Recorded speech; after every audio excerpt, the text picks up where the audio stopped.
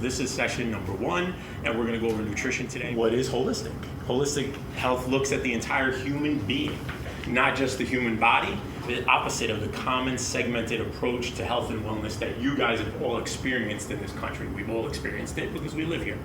So, when I say holistic health looks at the human being, we're human beings, but we treat our bodies, or we treat our human beings as bodies, as slabs of meat, generally, when we're exercising. We say, I have to lose weight, so I'm going to run really hard on the treadmill and I'm going to abuse my body, and maybe I'm not going to get a lot of sleep because I have to work a lot, and we stress our bodies to the point where our bodies tend to break down. That's a very segmented approach. That's saying, like, I need to lose weight, so I have to focus on the treadmill, or I have to focus on some weight training. That's how you treat the human body, but we're human beings. So that's really kind of what holistic means, and we're going to go into that a little more.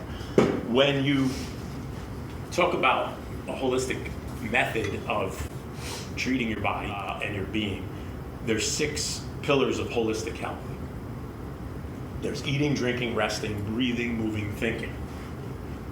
Today we're focusing on nutrition, but let's talk a little bit about the pillars of holistic health.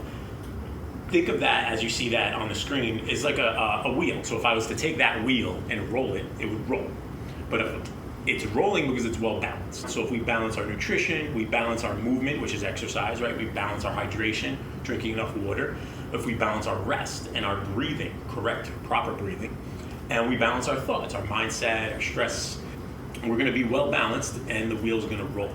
When all the pillars and spokes are in balance, we have a highly functioning human being, right? That's us. We have all these balanced parts of our body. We are achieving optimal health. The true way to achieve optimal health is to balance all of those aspects of your life, increase productivity. So that's a big thing. We're in a work environment. We want to be more productive. The way to be more productive is not to be a slave to your job. It is to dedicate yourself to your job and your well-being. If you look at all these aspects, these 6 aspects of holistic health, and you're treating yourself as a human being, and you're getting enough rest, and you're hydrating, and you're doing all those things, you're going to be more productive because you're going to be happier. You're going to feel good. When you get out of bed in the morning, if you feel like garbage, you're going to probably work like garbage, or you can really tough it out and push through and be a champ. But if you feel better in the morning, of course, you're going to work. It makes sense. Some of it seems very logical. A lot of the concepts we go over seem logical because they are, but it's something that's very much lost in our society. We're all about work, work, work, work, maybe to the detriment of our health. Not all of us, but some of us. So if you focus on your health first, everything else is going to blossom from there. Your work environment's going to blossom because you're going to come into work and feel good and be happy. Conversely, when at least one pillar is out of balance, you see that little Pac-Man thing? I chopped off one of those aspects. So imagine that best case scenario, you have hydration in check, and you have movement and nutrition and thoughts and breathing, but one of the other pillars is out of whack. Now you try to roll that wheel and it's like a flat tire. It's going to roll and then hit that spot and land. That's one pillar.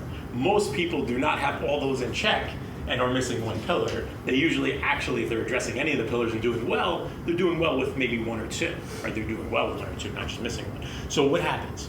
You have dysfunction in the body.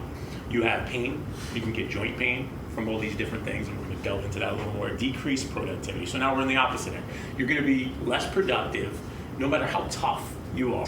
It's going to decrease your productivity, and then you're going to increase stress, right? Stress on the body. So that's one of the things we're going to talk about today, is zooming in to talk about specifically nutrition or stress, or one of the pillars, and then we're always going to zoom back out to look at that holistic perspective and keep our eye on the prize, which is function, homeostasis, which is feeling good and functioning human beings. If you increase your stress, it affects all of the other pillars. It affects movement. So if you're under more stress and your body's breaking down, whether it's mental, emotional stress, or physical stress, you're going to affect your movement. You're going to affect you're not going to want to eat properly because you're under so much stress. We stress eat. Everybody here is maybe stress eating, or maybe stress not eating. Some people don't eat when they're stressed. And then your thoughts, of course, are out of whack because you're under stress. I'll give you a little fun fact. We are the 9th most obese country in the world with a 35% obesity rate.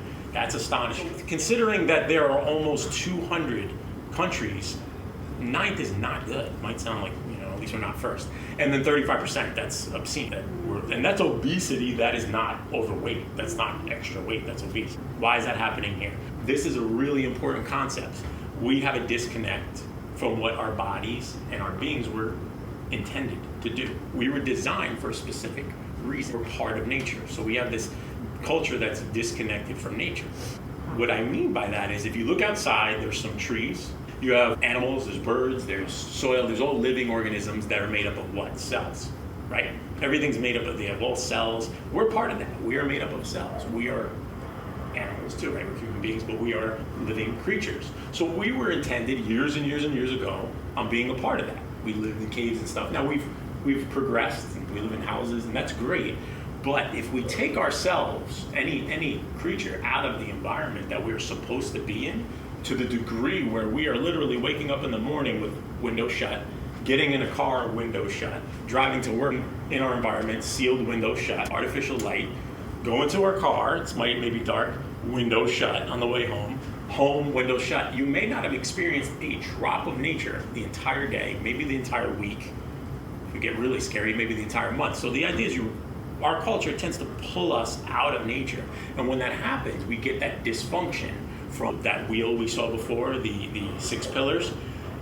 We're definitely not addressing those 6 pillars if we're pulling ourselves away from nature. Our body starts to build up dysfunction, okay? It becomes dysfunctional.